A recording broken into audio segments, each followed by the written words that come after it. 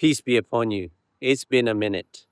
So I have quite a lot of videos in the background. God willing, I'll go through them and read and post them.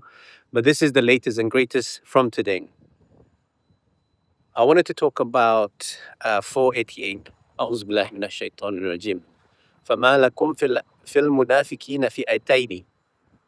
Why should you be worried or concerned about the hypocrites? Fil munafik fi'ataini, and divide yourselves into two groups.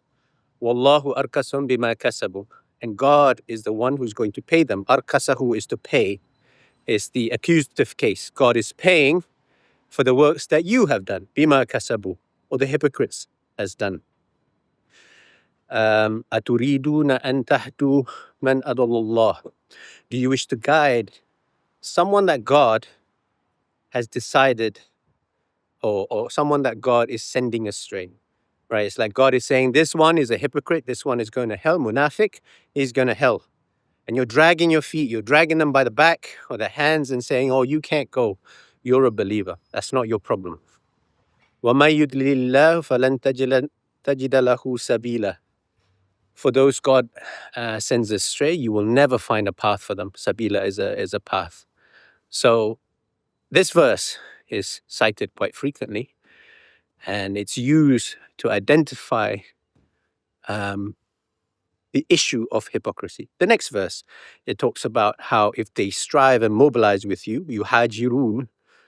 Hajj, as you may know, is some form of emigration or mobilization.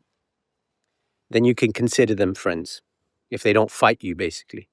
And the basic premise of all governing rules for the disbelievers, how believers deal with other disbelievers, whether they're munafik, whether they're just straight up kafir, is in 68 to 9. And the whole point is that they are friendly. They're friendly and they are neutral. They don't fight you. They don't evict you from your house or whatever.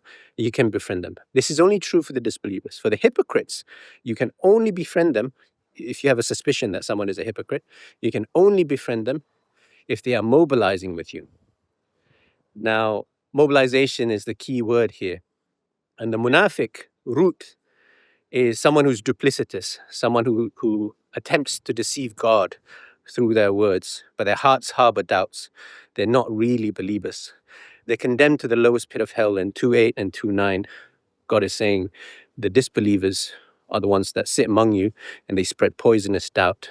And truthfully, they don't believe in the hereafter. They're professing this professing belief, but they don't actually believe. Right? It's a hypocrite is harder to detect, but hypocrite would sit among you. Right? You have a family of 7 of believers, or however many people you have in your group. One of them might be a hypocrite. And God is saying in 488, why should you worry about these hypocrites? Right? فَمَا لَكُمْ فِي الْمُنَافِقِينَ فِئَتَيْنِ. And why should you divide yourself regarding this one person who might be a hypocrite? This is not true or doesn't apply to someone who declares themselves as a hypocrite. A hypocrite is someone, or just a confessed disbeliever. If someone turns around to you and say, oh, this shahada is wrong, they're just rejecting God at that point. Or the Quran is wrong. Or the messenger of God got X amount of things wrong. They're just straight up hypocrites. Or more specifically, confessed disbeliever. In that situation, you shouldn't be allying yourself with them. You shouldn't befriend them. Because they're confessing their disbelief. And in that confession is an act of mobilizing against you, not towards submission. So this verse is strangely a hot topic in the submission circles. People are trying to say it's okay to pray behind hypocrites. Now, I want any number of you to say, I would pray behind a hypocrite in the comments if you're watching this. Now, most of you that are submitters that might be watching this, you'll say which verse prohibits the prayer behind hypocrites, right? You'll cite, I don't know, is it 62:9 or 2114? And the reality is hypocrites are not to frequent the masjid. 9:17 and 9:18, God is saying the hypocrites are not to attend the masjid or frequent the masjid. The idol worshippers. Hypocrites are worse than idol worshippers, by the way. If you're a pagan guy, you're worshipping Jesus or some idol or whatever. A hypocrite is worse, because they sit among you in the same dwelling and spread doubt in your family. Imagine someone in your family now, right, is applying subterfuge to destroy every roots and foundation that you built as a family. That person is more vicious and more harmful than person, let's say your neighbor or someone outside that you don't know. They mean nothing to you. They don't cause you any harm. The person spreading poisonous doubts, this person is dangerous. So the verses are clear. 4:138, God is saying, inform the hypocrites that they are incurring a terrible retribution. Azabul alim, that's like pain, worst kind of pain. The hypocrites are condemned to the lowest pit of hell. We're commanded in the Quran to not obey them, 33:1 and 33:48. And there's many verses that say the hypocrites stand up lazily. Their prayer is fake. When they say, Iyyaka na'budu wa iyyaka nasta'in, they don't mean it, right? They don't alone worship God. They worship their ego. Their opinion to themselves is superior to the opinion of the messenger. These people are evil, villainous, and you should not let them be your imams. Now, the question of whether this is prohibited, the answer is yes, it's prohibited. Sin is prohibited, right? God clarifies that alcohol or adultery or gambling, these are sinful acts. It's an abomination by the devil. Even though the word haram is not used for some of these categories, you shouldn't even be in a position where you should be doing these things.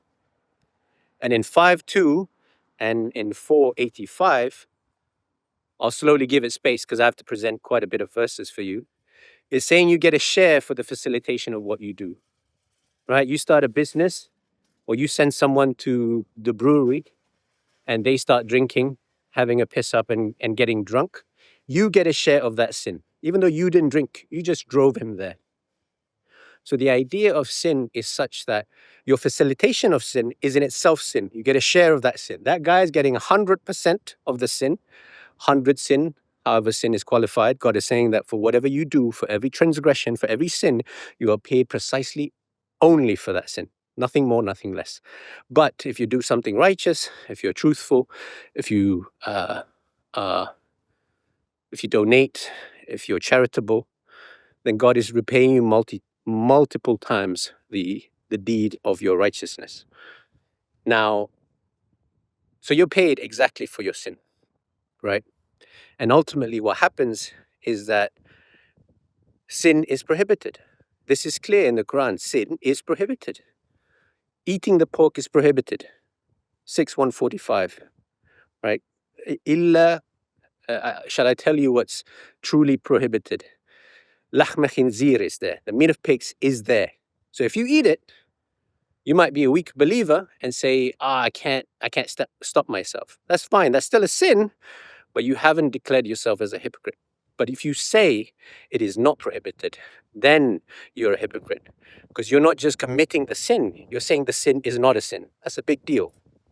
So, back to the point of a hypocrite, you've got the payment of the sin that you're helping someone commit sin, or you help them commit that sin.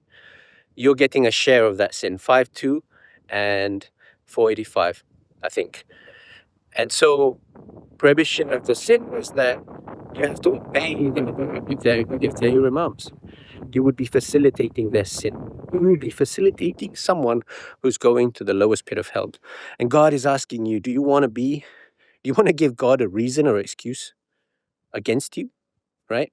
You might not be the one that goes clubbing and drinking every night, but if you're always hanging out with these circles, if you're always hanging out in the clubs next to a guy who's drinking, who's committing adultery, you're always in proxy somehow.